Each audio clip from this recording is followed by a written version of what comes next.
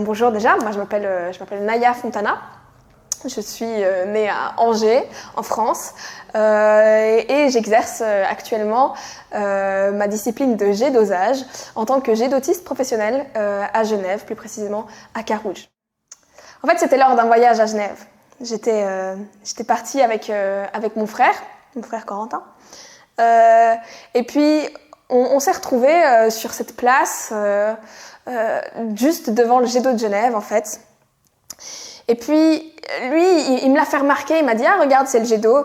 Mais on était en train d'acheter des petits pains, du coup, il est vite passé à autre chose. Et moi, je sais pas comment on peut le décrire. J'étais émerveillée, j'étais tout ce qu'on peut être, en fait, devant la plus belle chose qu'on découvre de notre vie. En fait, pour moi, quand je l'ai vu, ça coulait de source, en fait. C'était lui, c'était l'élu de mon cœur. Et c'est de là qu'est partie ma discipline, en respect pour le jet d'eau. Et tout simplement pour devenir comme lui. Mon but, c'est de cracher aussi haut que le jet d'eau de Genève.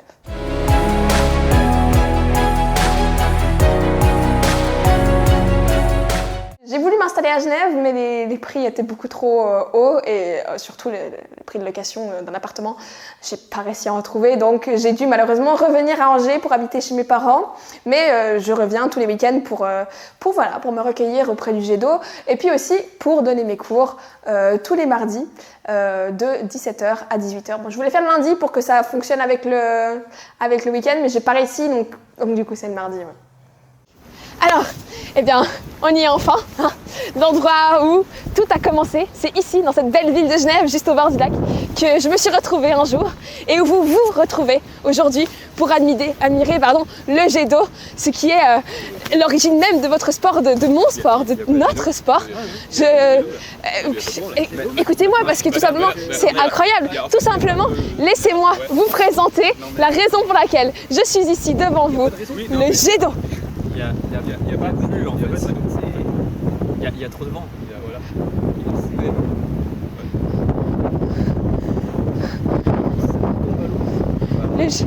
Le jet d'eau. Attendez, c'est pas grave, on va trouver une solution.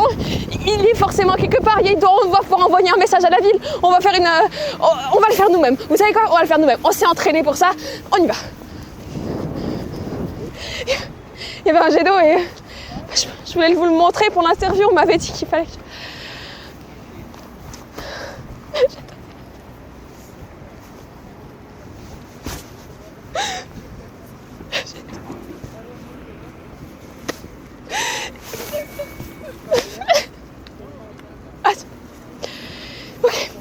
Ok. Je vais me... On va trouver une solution, hein? Ouais. On va le faire, comme je leur ai dit, on va le faire nous-mêmes. On va le faire nous-mêmes. Ça, c'est une bonne idée, ça.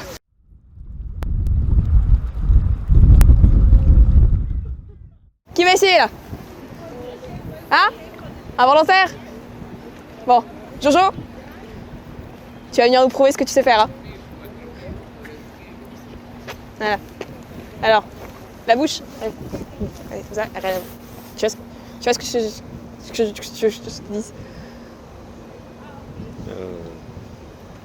Comment je joue la bouteille? Ouais, bah moi je suis là en fait, je voulais juste avoir des places au JO gratuites. Enfin, l'école c'est moins cher donc faut que je survive quoi. Bonjour à tous! Bon. Bonjour alors, à toi. Je suis toujours là, ouais. J'en ai marre.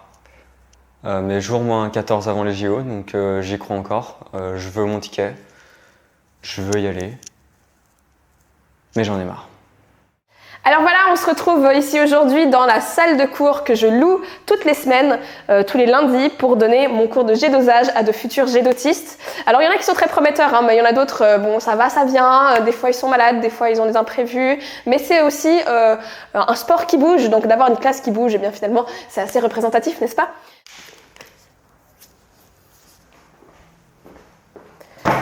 Bon, nettoyage.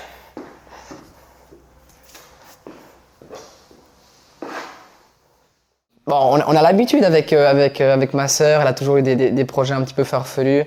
On se souvient de cette tour en Cap-là qu'elle avait voulu faire il y a des années auparavant.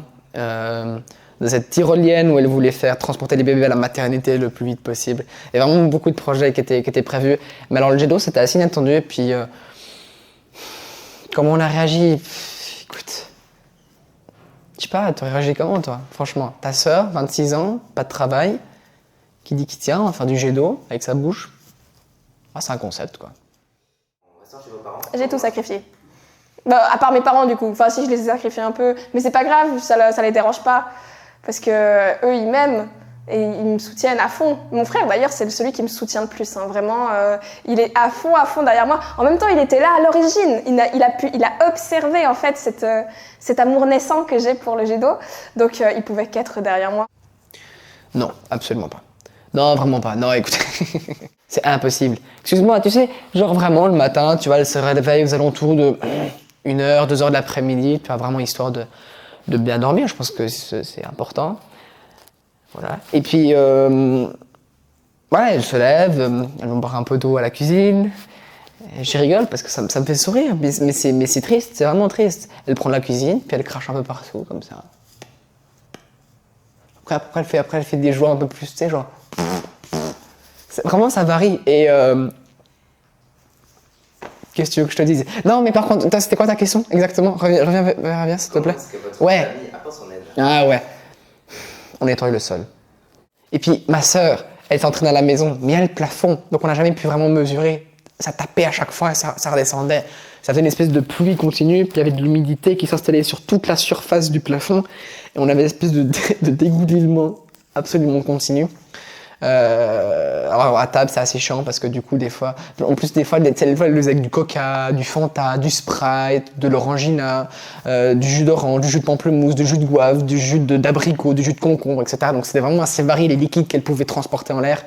Et voilà, manger un steak avec du jus de concombre qui tombe sur la gueule, c'est moyen quoi, ça c'est moyen. Ça coule vraiment partout, et puis notre parquet maintenant c'est un peu les montagnes russes, tu sais, il a gonflé un peu partout, donc ça devient compliqué, les gens se cachent des chevilles, c'est vraiment insupportable, j'en peux plus.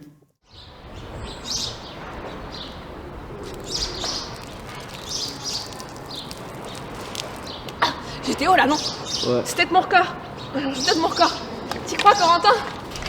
C'est mon record. Ouais, c'est cool, c'est bien. Ça va? Tu te sens bien là? Je suis... Ça te passe la vie? Ouais. Qu'est-ce que tu viens de faire juste là maintenant? Mais j'ai craché Ouais, de quoi? de l'eau. Où ça? Un peu sur mon visage du coup, mais franchement Ouais. c'était incroyable. Ouais, je pense suis que c'était trop- incroyable. Je suis trop content. On avance. J'en peux plus. Franchement, je sais même pas pourquoi on fait cette interview. Écoutez, ça va être diffusé ce truc là ou pas? Oui. Ça va être diffusé? Ok, d'accord. Bon, alors on t'aime. Alors là, comme vous pouvez le voir, eh bien, je suis tout simplement en train de contacter les Jeux Olympiques parce que ça fait quelques mois maintenant que je considère ma discipline comme étant assez importante, assez passionnante et surtout assez noble pour tout simplement être représentée aux Jeux Olympiques. Donc voilà, c'est ma bataille actuellement que de convaincre les Jeux Olympiques d'accueillir le jet dosage aux Jeux Olympiques 2024. Alors bon, ça se passe pas très bien pour l'instant, mais ils m'ont répondu ce matin, donc on va aller voir ça ensemble, quelle est leur réponse.